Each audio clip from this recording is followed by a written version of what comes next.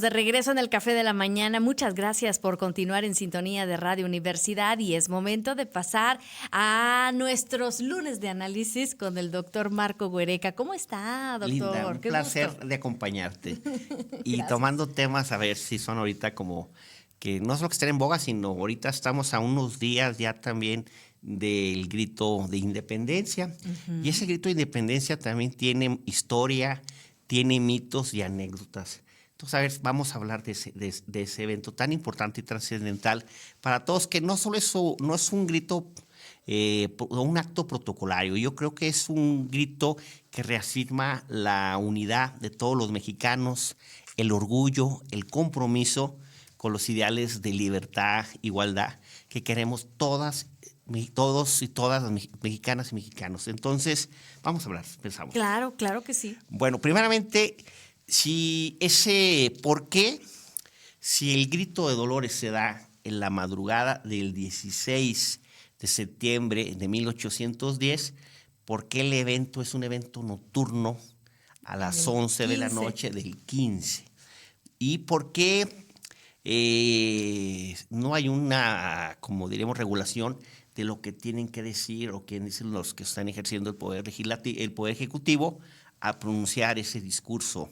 Entonces, bueno, primero antes que nada, es cierto, el grito de Dolores se da en la madrugada del 16 de septiembre de 1810. Sabemos que se descubre esa conspiración. La esposa del corregidor, allá José Ortiz Domínguez, la encierra el corregidor, Miguel Domínguez, pero hace llegar ahí una información para avisarle entonces a Allende, que era el capitán realista, pero que simpatizaba con la causa de independencia, y van ahí y le avisan en lo que era San Miguel el Grande, que ahorita es San Miguel Miguel Allende, en honor a Allende. él, uno de los lugares más bonitos de nuestro país. Sí. Y luego van y le notifican entonces al cura Miguel Hidalgo Costilla, que está justamente ahí en el pueblo de Dolores Hidalgo. Y en la madrugada, a las 5 o 6 de la mañana, tocan las campanas, convocan a la gente y ahí inicia el movimiento. Pero ahí llama la atención algo. En ese grito, él dice, viva Fernando VII, muera el mal gobierno. ¿A qué se refiere? Bueno, pues tenemos que trasladarnos ahí unos pocos años, porque no existíamos como país, éramos parte de la colonia de la Nueva España, lógicamente porque estábamos desde 1821, bueno, de 1521 a 1821 formamos parte de España. Y entonces, ¿qué pasa en España? En 1807, Napoleón hace un convenio con España, Fontainebleau, que permite que pasen las tropas francesas porque iban a invadir Portugal. Pero ya los franceses al estar ahí, pues se les hizo padre y dijeron, no, pues aquí nos quedamos. Y en 1808 se llevan allí al rey, que tenía un conflicto con su hijo, Carlos IV, con Fernando VII, y se lo llevan allá a Bayona, y ahí hacen que Carlos IV abdica sobre su hijo Fernando VII. Entonces Fernando VII era ya el rey de España, pero lo hace que abdique a favor de la corona francesa y nombran al hermano de Napoleón rey de España. Pepe Botellas, y conocido como por su popularidad porque le encantaba tomar, entonces decían Pepe Botellas, entonces, o sea, Napoleón, Bonaparte. Pero bueno, entonces, ¿cuál era el problema? ¿Quién iba a reinar? ¿Los Borbones, que ya habían abdicado, o el hermano de Napoleón? Eso es lo que genera el conflicto. Estamos hablando de 1808. Por eso el cura Miguel Hidalgo, cuando grita, dice, viva Fernando Fernando VII, VII. que era el legítimo rey de España, de la Casa Borbona, y muera el mal gobierno, se refería a ese gobierno que estaba usurpando las funciones, que se retira hasta 1814, que es la famosa Guerra de Independencia de los españoles. Por eso dice eso. Entonces, mal o bien, ese grito de Dolores permite desembocar en ese movimiento de independencia. Para mí el héroe más importante va a ser en este caso Morelos, el siervo de la nación, porque él sí tiene la intención definitivamente de crear un nuevo país y senta ideales jurídicos con los sentimientos de la nación, la Constitución de Apatzingán. Pero bueno, en eso es muy importante. Pero entonces por eso se dice viva Fernando VII y muera el mal gobierno. ¿Qué pasa más ahí? Bueno, ya con el triunfo ya independencia de México que se consuma el 27 de septiembre de 1821, ya nace el país y Guadalupe Victoria nuevamente ya él estipula que el 16 de septiembre es el día oficial para el festejo de la independencia. Que aquí quiero saludar ahí a Daniela Reveles, que me dijo que era pariente, descendiente de Guadalupe Victoria. Un saludo, que ya está radicando allá en Jalisco. Pero entonces, bueno, ¿qué va a pasar? Si estamos todavía, que el día es el 16, ¿por qué el 15? En 1840 se empiezan a hacer verbenas, fiestas, serenatas, ahí en las alamedas, desde la noche del 15. Y empieza como ese, podríamos decir, anticipándose a los eventos de la mañana. Pero entonces va a llegar un presidente que dura muchos años en la presidencia, que es Porfirio Díaz, que nace el 15 de septiembre de 1830. Y entonces, pues él se festejaba ese día, y entonces él sí ya dice, no, vamos a oficializar, porque no se había oficializado ese día. Pero bueno, más una pausa muy importante. Durango, un presidente de la República, dio también su grito de independencia en nuestro estado. Y es Benito Juárez, en 1864, cuando va rumbo a Ciudad Juárez, en la hacienda de San Juan de la Noria, en Pedriceña, en 1864, da el grito de Dolores aquí en Durango. Y fíjate lo que es contrario. En ese entonces, Maximiliano de Habsburgo da el grito de Dolores ahí en Dolores Hidalgo, el grito de independencia en Dolores Hidalgo. Vaya. Pero bueno, entonces en Durango también tuvimos un grito de independencia en nuestro estado. Volviéndolo con Porfirio Díaz, pues él lo institucionaliza. Si ya venía la práctica desde 1840, no oficial, de que hubiera eventos de la nocturno, ya cambia el evento diurno a un evento ceremonia nocturna, porque en 1896 traslada la famosa campana de Dolores al balcón presidencial del Palacio Nacional, para él mismo tocar ahí el grito. Entonces, de 1896 se considera ya que se estipula ya que el grito de Dolores se da la noche, o el grito de independencia, perdón, se da la noche del 15 a las 11 horas. Y esa tradición que después, con el triunfo de los gobiernos revolucionarios emanados, que en el caso del PRI, lo retomaron. Pero ¿qué pasa o qué eventos que es importante ahí mencionar? Bueno, cada presidente tiene ahí una forma muy personal de decir o manifestar. Se habla que de Lázaro Cárdenas instituyó mencionar a los héroes de independencia. Entonces todos hablamos que decimos, vivan los héroes que dieron patria.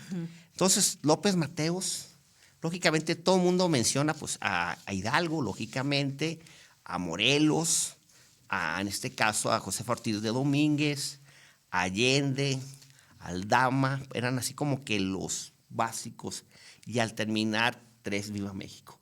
Pero cada presidente agregaba algo a su cosecha, como podríamos decir. Adolfo López Mateos agrega Viva la Revolución Mexicana. Luis Echeverría, que tenía reflectores porque andaba buscando formar parte de las Naciones Unidas y tomaba el tema de los, en ese entonces llamábamos países del tercer mundo, pues él también habla, viva los países del tercer mundo, agregan en esa arenga que se llama ese discurso.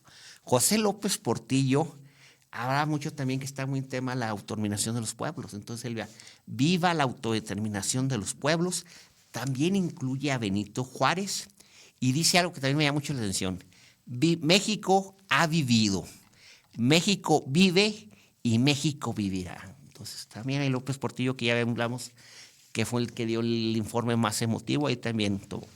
Carlos Aníbal de Gortari, que le toca el conflicto de 1994, bueno, del movimiento zapatista, él en su informe también, en ese arenga de la noche del 15 de septiembre dice, agrega a los niños héroes, viva a los niños héroes, pero también viva el caudillo revolucionario Emiliano Zapata. Él a su hijo, de hecho uno de sus hijos se llama Emiliano, y veamos también las repercusiones que tuvo con el Ejército Zapatista de Liberación Nacional. Entonces ahí estuvo muy, muy en boga en su sexenio el tema de Emiliano Zapata. Ernesto Zedillo Ponce de León, que estábamos viendo una transición democrática que se va a dar con Fox, él también habla, viva nuestra libertad, viva la unidad de todos los mexicanos, pero menciona, viva la democracia. ¿Qué va a pasar también? Vicente Fox Quesada, también él incluye otra vez a una segunda mujer.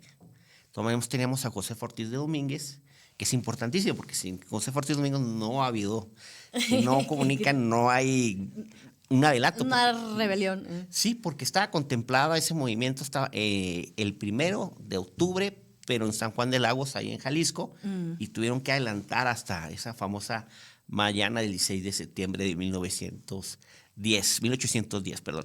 Pero bueno, Vicente Fox menciona a Leona Vicario, viva Leona Vicario, vuelve a retomar el tema, los valores democráticos, y vuelve también a mencionar viva la democracia. Él tiene una anécdota también, está tomado el Zócalo, y entonces a evitar conflictos con su presidente Andrés Manuel, da su grito en Dolores Hidalgo. Anteriormente, en 1960, Adolfo López Mateos también dio su informe en Dolores Hidalgo. Después llega, lógicamente, Felipe Calderón Hinojosa, dice, viva las instituciones. Hay que recordar que Andrés Manuel después dice, cuando dice, vayan al caer las instituciones, pues él, viva las instituciones de la República, y menciona algo importante, viva el ejército mexicano, porque va a ser su gran aliado en el término de su gobierno. Sí. Enrique Peña Nieto vuelve a tomar, viva la soberanía nacional, y vuelve a decir, vivan las Fuerzas Armadas. Entonces ellos dos tuvieron una vinculación muy, muy importante con las Fuerzas Armadas. A Andrés Manuel López Obrador le tocan dos cuestiones importantes de anecdotorio. Primeramente, da un grito con un zócalo vacío. ¿Por qué un zócalo vacío? Porque teníamos la pandemia del COVID-19 y la noche de ese 15 de septiembre del 2020 está un zócalo vacío, muy iluminado, pero es el único presidente que le toca, lamentablemente, ese grito por esa cuestión de esa pandemia. Pero él agrega muchas cuestiones. Miren, viva la fraternidad universal, viva los pueblos indígenas, viva la democracia, que también lo retoma como lo habían retomado varios presidentes, viva la soberanía, que también la habían retomado, viva la libertad también, viva la justicia. Pero ella le agrega también unas cuestiones de muera la corrupción, muera la avaricia, muera el clasismo. Entonces ahorita la pregunta es, ¿qué va a agregar en esta noche del 15 de septiembre la nueva presidenta de la República, Claudia Sheinbaum Pardo, ante ese escenario? Vuelvo a reiterar, el grito de independencia es un grito de unidad nacional. Yo considero que en este país que hay dos actos que convocan a todos los mexicanos. Ahí no necesita que vaya ningún acarreado. Ahí la gente va por convicción, llueve o truene, va ahí en un acto cívico y en un acto religioso que dan identidad a los mexicanos. Yo creo que la noche del 15 de septiembre es un acto que la gente va por convicción y amor y unidad al país, y el otro es un religioso, el 12 de diciembre, el Día de la Virgen. Yo creo que es parte de nuestra identidad, y el día que la gente deje de ir, un 16 de septiembre o un día 12 de diciembre, veremos un México diferente y me preocuparía. Porque bueno, ahorita también algo que quiero decir, el grito también ahorita es un parámetro de popularidad de los titulares de los poderes ejecutivos, porque es bueno, sea a nivel federal, sea a nivel estatal y a nivel municipal, en todo el país, en los consulados. De hecho, ahora duele mucho la noticia que ese grito se va a suspender en Chicago por miedo que tienen ahorita a las redadas que están haciendo contra migrantes. Sí. Pero bueno, a nivel nacional era muy típico como Peña Nieto cuando le gritaban fuera Peña Nieto. Lógicamente los gritos que también se dieron muy fuerte en el sexenio de Calderón. Pero ahorita entonces es un reflejo de ver cuál es la popularidad o la aceptación de un presidente en un evento tan importante y trascendental, que es un evento de unidad nacional y de reforzar nuestra identidad como mexicanos, esa noche del 15 de septiembre, que no debe haber sido, sino tenía que ser el 16, porque el 15 no pasó nada, pero que por la tradición, y en nuestro país la tradición también, los que somos abogados, las costumbres generan ley, y estamos así en ese sentido. Pero vuelvo a reiterar, es importante ver ahora, porque es la primera vez que tenemos una mujer como presidenta. Los escenarios cambian, situaciones fáciles, difíciles, han variado en todos los sexenios, pero vamos a ver también el grado de aceptación que tienen allí en la plancha del Zócalo ante estos más de 100,000 mexicanos que se convocan ahí a gritar el grito de Dolores, que vuelvo a reiterar, es uno de los eventos más bonitos, más de identidad nacional, y que la gente va. Sí. No hay que llevar ningún acarreado ni nada. Y está lloviendo, como esté el clima, la gente está, que es parte del fervor, de la identidad y de ese orgullo de las y los mexicanos, de refrendar ese reconocimiento a los héroes que nos dieron patria, y sobre todo buscar un nuevo o consolidar un mejor México, donde todas y todos tengamos las mismas oportunidades, donde todos tengamos temas de democracia, libertad, igualdad y de justicia. Pero bueno, eso está bien, por eso es importante esa noche del 15 de septiembre, que estamos a unos días que la Presidenta de la República dé su primer grito de Dolores. Primer grito de independencia. Es el primero, ¿ah? Sí. Sí, es el primero. Sí, es el primero. Es que aquí en Durango sucede lo contrario. Entrándolo luego dan el grito. Ajá, Sí. Entonces, ejemplo, aquí tenemos al gobernador, que el gobernador ya va a dar su cuarto. Pues sería el cuarto. El cuarto grito. No, muy interesante el tema, como siempre, doctor, me llama mucho la atención. Nomás, algo que se me olvidaba, más que también hubo gente que que dio el grito sin ser presidente. En este caso, Alberto Castillo, cuando pasó lo del 68, él da el grito en Ciudad Universitaria. Manuel Cloutier, en 1988, da el grito, sin ser presidente, lógicamente, en el Ángel de la Independencia. Y Cuauhtémoc Cárdenas, en 1994, da ese grito en Ciudad Universitaria. Entonces, bueno, tiene una repercusión política en todos los sentidos. Y así lo vemos, pues, todos los que son presidentes municipales y los presidentes municipales, gobernados y gobernadores. Ese es un día también muy importante para todos. Bueno, para todos los mexicanos. Claro, claro.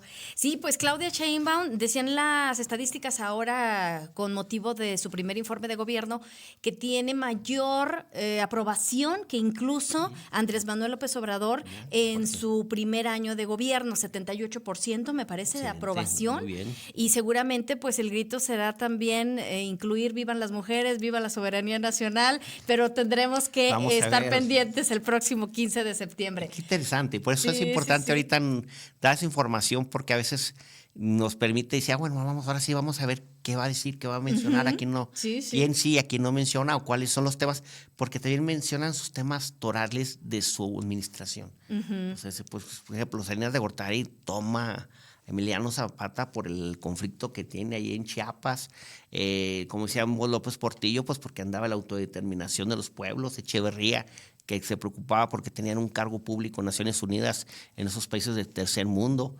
Cedillo y Fox por el tema de la democracia, en este caso Calderón y Enrique Peña Nieto a las Fuerzas Armadas, y lógicamente Andrés Manuel, pues lógicamente ese tema de corrupción, ese tema de los pueblos indígenas, el tema en este caso en contraclasismo, pero bueno, vamos a ver qué nos va a decir la Presidenta de la República, Claudia Sheinbaum, esta noche del 15 de septiembre. Que nos decía en clase nuestro maestro de historia en preparatoria, que dice, ustedes no celebran cuando iniciaron la carrera, ustedes celebran cuando terminan. Entonces aquí debió de haber sido el 27 de septiembre. Sí, exactamente, que es exactamente cuando es la consumación de la independencia, el 27 de septiembre de 1821. O sea, duró 11 años esa transición. Por eso yo te decía que para mí para mí el héroe más trascendental es José María Morelos y Pavón, el siervo de la nación, porque él sí ya habla por primera vez de un México independiente. Hay que reconocer también al padre de la patria, como es Miguel Hidalgo, porque sin ese movimiento no se da, en este caso, la independencia, aunque él todavía era monárquico, más no, en este caso, con el gobierno que estaba en funciones. Pero bueno, todos tienen por ejemplo, Vicente Guerrero, la consumación, también Iturbide. Para algunos no quieren que se mencione Iturbide porque en este caso fue realista y tuvo ese imperio, pero también tuvo una participación importante. Entonces, creo que ya, independientemente de los partidos o las posturas de izquierda a derecha, hay que reconocer que el trabajo que han hecho cada una, todas y todos los que... Leona Vicario también fue importantísimo. Claro. Y de José Ortiz de Domínguez, perdón. Entonces, cada vez... cada personaje, por ejemplo, ahí Benito Juárez, mis respetos, Zapata o la Revolución, pues muy importantes, pero como que el tema ahí es independencia. Pero bueno, todos son héroes que nos dieron patria, pues bueno, también entran en el paquete.